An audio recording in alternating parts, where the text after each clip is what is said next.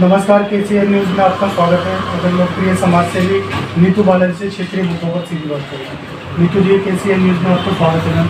सबसे पहले जानेंगे अयोध्या में जो भव्य राम मंदिर बना है, इससे संबंधित क्या मैसेज देना चाहेंगे, जहां बाबरी मस्जिद को शहीद कर दिया गया। क्या आपको लगता है वहीं पे राम मंदिर बनाया गया? ये तो मैं यही कहना चाहूँगी कि जो राम मंदिर बना है ये तो हमारे लिए बहुत ही गौरव का विषय है, ठीक है, क्योंकि हम हिंदू समाज से बिलोंग करते हैं और उसके लिए हमारे राम लल्ला का जन्म ही वहीं हुआ था, तो उसके लिए मंदिर वहीं बनना चाहिए था और वो वहाँ पे वो बना। इसके लिए भाई हम तो इसके लिए सरकार को भी धन्यवाद देना चाहेंगे कि चलो बहुत अच्छा काम किया कि हमारे वहाँ पे राम मंदिर को बनाकर हमारे हिंदू धर्म को बढ़ावा दिया और उसको मतलब एक भव्य विशाल मंदिर बनाया गया, इसके मैं वर्षों से इंतजार हूँ। जो राम की मूर्ति थी मैम जी पहले की, वो तो नजर नहीं आ रही है। हाँ, उसमें विवाद जरूर है कि जो पहले मूर्ति थी उसके ऊपर काफी विवाद भी हुआ और बाद में ये भी कहा गया कि उसे गर्भगृह में रखा जाएगा क्योंकि जो पहली मूर्ति उसे हटाया नहीं जाता, तो उसकी जगह पे नई मूर्ति को लाइन की प्राण प्रतिष्ठा की गई है और जो दूसरी मूर्ति है उसको गर्भगृह में स्थान दिया गया है।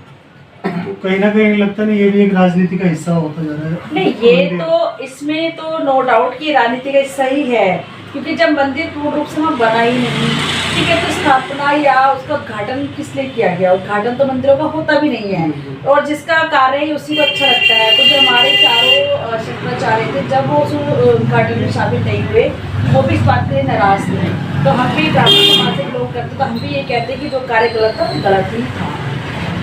ये तो उच्च न्यायालय का फैसला था, लेकिन भारतीय जनता पार्टी खामोखाम इसमें बीच में रोल अदा करती है। हाँ, ये तो भी हो सकता है कि ये तो उच्च न्यायालय का जो फैसला था उसकी वजह से ये मंदिर बना है, मगर जिसके कार्यकाल में हुआ तो वाह तो वही लूटेगा ना।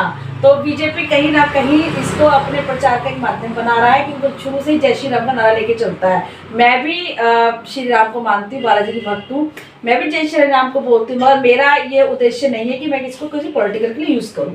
ये तो हमारा धर्म का विषय है जिसको इन्होंने पॉलिटिकल के लिए इशू बना दिया। इस बार अब कांग्रेस पार्टी से भी जुड़े हुए हैं मैम। इस बार जो अधिवेशन किया गया 3 फरवरी को, इसको लेकर कुछ लोगों से मैं मिला तो वो कह रहे थे, बड़े बड़े जो लीडर थे जो स्टेज पे, तो महिलाओं को मतलब अलग तरह से व्यवहार से भी मारते, वो इधर इस तरह की बातें कर रहे थे। इससे सहमत हो आप? नहीं, मैं तो इस बात से सहमत नहीं हूँ, ये तो बिल्कुल गलत बात है, क्योंकि मैं खुद एक महिला हूँ और मैं वहाँ पे नोटिस को लगी हुई थी, तो मैंने तो वहाँ पे ऐसा कुछ देखा ही नहीं कि महिलाओं को इस तरीके से गलत व्यवहार से बुलाया गया हो। जिसने भी आपको बोला ये बिल्कुल गलत ही बोला है, ऐसा कुछ था ही नहीं। महिलाओं को बगैर सम्मान दिया गया था। हम लोगों ने खुद जो महिलाएं गुलाबी रंग की चुन्नी देके सम्मान किया गया था। ये तो बिल्कुल गलत बात है कि महिलाओं का इस तरीके से व्यवहार, मतलब जो आप जिस बात को बोल रहे हो गलत है, बिल्कुल गलत है। इस बार क्या लगता है कितनी सीट आने की संभावना है दिल्ली के अंदर? दिल्ली की बात की जाए 7 सीटों। अगर सही तरीके से इलेक्शन किया जाए तो 7 की 7 सीटों पे तो कांग्रेस ही है, क्योंकि बीजेपी से सब परेशान ही है। लेकिन 4 सीटों पर लड़ रही है। हाँ, बिल्कुल 4 सीटों पे लड़ रही है, क्योंकि वो भी गठबंधन हो रहा है ना कांग्रेस और आम आदमी पार्टी का।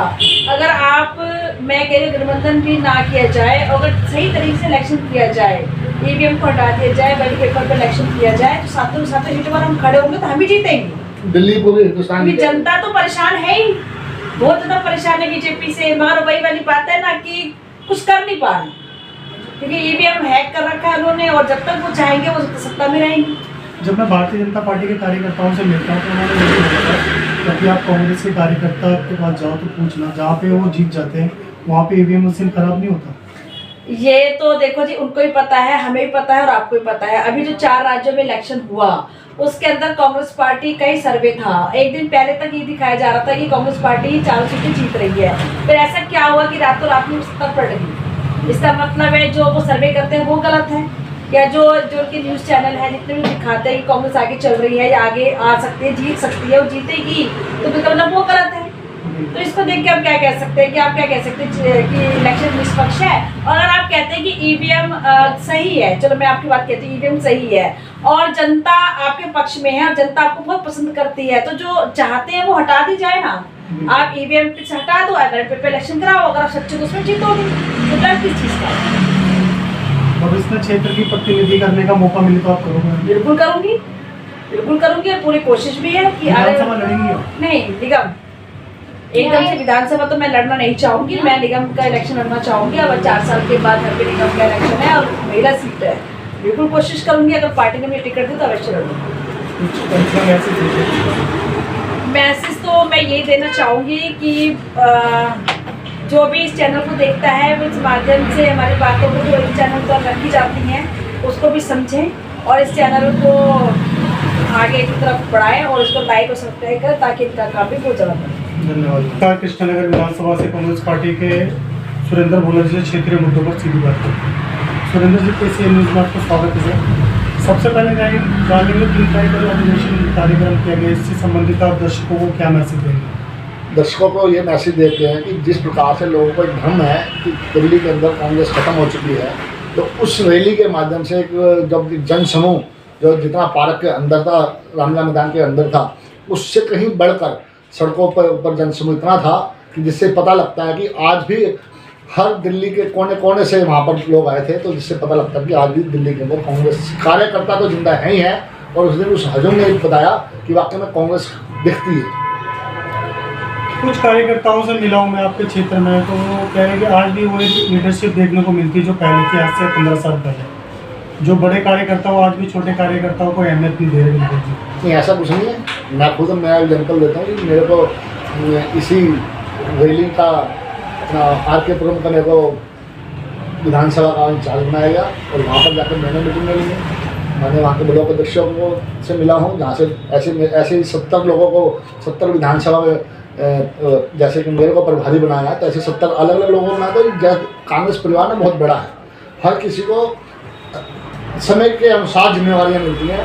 और एक चीज़ और बताता हूँ, कुछ लोग एक हमारे बाल कवि बैरागी एक हमारे कवि हुआ करते थे, सांसद थे वो, उन्होंने बचपन में मैंने उनसे एक चीज़ सुनी थी, कांग्रेस वो बड़ी पार्टी है जब इसका कोई पद मिल जाए तो उसका एक बोर्ड लगाओ अपने घर के बाहर, और जब तक उसका बड़ा पद ना मिल जाए उस बोर्ड को मत हटाओ। और अगर तुम कहते हो कि मैं कांग्रेस को छोड़ता हूँ, तो 2 मिनट के अंदर दूसरा बंदा तैयार है उस पद को पाने के लिए। कांग्रेस किसे कहते हैं? आज की बात कर ले तो कांग्रेस के जितने भी कार्यकर्ता हैं सब आपस में मनमुटाव बने हुए हैं।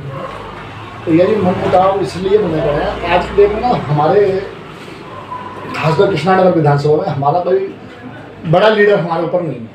तो इसलिए जो छोटे छोटे जो जैसे मान लो कि जो चुनाव लड़ चुके हैं या जो चुनाव लड़ने की इच्छा रखते हैं, वही अपने आप को सब कुछ समझते हैं। और ये कहीं ना कहीं थोड़ी सी पार्टी में कमी है, और इसको हम कार्यकर्ता ही मिलकर दूर करेंगे, जो बाहर से नहीं आएगा। जिस दिन कार्यकर्ता कांग्रेस का खड़ा हो जाता है ना, तो उससे हम सामने वाला कोई सी पार्टी का हो ना, तो तब कांग्रेस पार्टी के कार्यकर्ता का टिकता नहीं है। विधानसभा नज़दीक है सर, दिल्ली के अंदर भी पार्टी अगर आपको मौका दे चुनाव लड़ने की तो आप लड़ोगे? नहीं, क्योंकि नहीं, बिल्कुल नहीं करते। इसके लिए एक बड़े पद का हमें लीडर होना चाहिए, जिसके पास सारी शक्तियाँ होनी चाहिए। मतलब ये मानते हैं आपकी विधानसभा में है कोई ऐसा कार्यकर्ता है? ऐसा कोई कार्यकर्ता है कृष्णानगर में जो विधानसभा में? ऐसा जब समय आएगा ना, मैं आपको 10 बंदों की लिस्ट दिखा दूँगा जो टिकट मांगेंगे यहाँ पर। नहीं, आपके मुंह से सुनना चाह रहा हूँ। मैं मुँह से कर पुराने कार्यकर्ता हो कुछ तो होंगे। मैं बिल्कुल है, मैं मानता हूँ कब किसकी इच्छा कब जाग जाए। जब चुनाव आता है तब अपने आप जब सड़कों पर जिन नेताओं के होर्डिंग लगने शुरू होते हैं, तो तब पता लगता है कि हाँ, ये भी चुनाव लड़ना चाहता है, ये भी लड़ना चाहता है और ये भी लड़ना चाहता है। और वो जब समय आएगा ना, आपको दिखा दिया जाएगा कि 10 बंदे यहाँ पर चुनाव की टिकट मांग रहे होंगे। बिल्कुल। सुनने वाले गुरुचरण राजू जी यहाँ से टिकट की तैयारी कर रहे हैं चुनाव की। सर गुरुचरण सिंह राजू बिल्कुल डिजर्व करते हैं, हमारे जिलाध्यक्ष हैं और हमारे बिल्कुल टच में रहते हैं। और सबसे बड़ी बात है कि कृष्णानगर के कार्यकर्ताओं की अगर कोई सुनवाई करता है तो गुरुचरण सिंह राजू जी करते हैं। जहाँ गुरुचरण सिंह राजू जी रहते हैं सर, वहाँ पे वो रिजर्व नहीं करते विधानसभा के लिए? नहीं, वहाँ पर जो हमारे जो पहले विधायक रहे हैं, जब तक वो अपनी इच्छा उनकी है वहाँ पर, क्योंकि वो 40-40, 50-50 हज़ार वोटों से जीत के आए हैं, तो पहला हक उनका बनता है जिनको जनता पसंद करती है। और गुरुचरण सिंह राजू ये हम दावे से कहते हैं कि अगर गुरुचरण सिंह राजू अगर हमारा इस विधानसभा चुनाव लड़ता है तो सामने वाले को टक्कर देकर जीतने की ताकत रखते हैं गुरुचरण सिंह राजू। लगातार सर महंगाई बढ़ती जा रही है, इसके आप क्या कहना चाहेंगे दर्शकों को? महंगाई क्या बताऊँ भाई, ये महंगाई कहाँ से आई? जब से यह बीजेपी आई। कौन हटाई है महंगाई? कांग्रेस आई। तभी हटेगी महंगाई। 400 का सिलेंडर 1100 का हो गया। कभी ना 400 वाला महंगा लगता था, और आज इन अनभक्तों को 1100 वाला कुछ नहीं लगता। क्यों? कि एक श्री राम का जो है ना, क्या कहते हैं, नाम का इस्तेमाल करके आंखों पे पट्टी बांधी गई है। और श्री राम इन्हीं के नहीं है, राम हमारे रंग में है, राम हमारे हैं। और हम राम के हैं। लेकिन कुछ भाजपा वाले कहते हैं वो राम की पूजा आप करने लगे हमें देख के। भाई इस विधानसभा में या तो रामला गीता रोने की सबसे बड़ी होती है, ठीक है। जब तिकोना पालन में रामला करते थे मैं कराता था उस रामला को, बीजेपी उन्होंने तो बंद कराई। मैंने उनके जिला अध्यक्ष के जाके हाथ जोड़े, पैर पकड़े और क्या कहते हैं जो निगम पार्षद था उसको रिक्वेस्ट की। मैंने कहा भाई ये भगवान प्रभु राम की लीला है, 10 दिन 10 संदेश देती हैं और आप इस रामला को बंद करा रहे हो ना, अच्छा नहीं कर रहे। ये काय के राम भक्त हैं जिन्होंने रामला ही बंद करा दी। और वहाँ पर जबरदस्ती पेड़ लगा, छोटा सा पार्क, वो किसी काम का नहीं है। रामला होती थी, राम का नाम लेते थे, राम के बारे में हम लोगों को बताते थे, राम की ये राम कौन है क्या है। राम तो त्याग की मूर्त है, ये तो राम के नाम का इस्तेमाल करके सिर्फ सत्ता सत्ता सत्ता चाहिए ना। अयोध्या में जो है राम मंदिर बनाया गया है सर, इसको लेकर आप क्या कहना चाहिए? भाई साहब मेरा तो दिल कर रहा है जिस दिन मेरे पास ज़्यादा पैसे आ गए ना, मैं एक बस फ्री में भर के लेके जाएंगे आप कृष्णनगर विधानसभा कार्यकर्ता हैं और खुशी खुशी जाएंगे। और वहाँ के लोगों के विषय में क्या कहना चाहिए? वहाँ के लोगों के विषय में ज़्यादा पूछना ना, जिनके यहाँ घर उजड़ गए ना उनसे ज़्यादा पूछो। वही जानना चाह रहे हैं आपसे। जिन लोगों के घर उजाड़ के वहाँ मंदिर बनाएगा, ठीक है, उनके जगह अगर आपने ली थी तो कम से कम उन लोगों को एक स्थान तो देते। बिल्कुल, जिनके आशियाने जो आशियाने टूट गए उनका क्या बेचारे जो सड़कों पे सो रहे हैं वो बेचारे आज दिन रात मोदी जी को गालियाँ देते हैं। तो कहीं ना कहीं लगती है मोदी सरकार कहीं ना कहीं फेल नजर आ रही है। मोदी सरकार तो फेल है। मुझे काम तो बताओ मोदी सरकार ने किए क्या है? उन 2 करोड़ नौकरियां इन्होंने हर साल देने की बात किया है। 10 साल में दिखा दो 2 करोड़ नौकरी किसने दी है?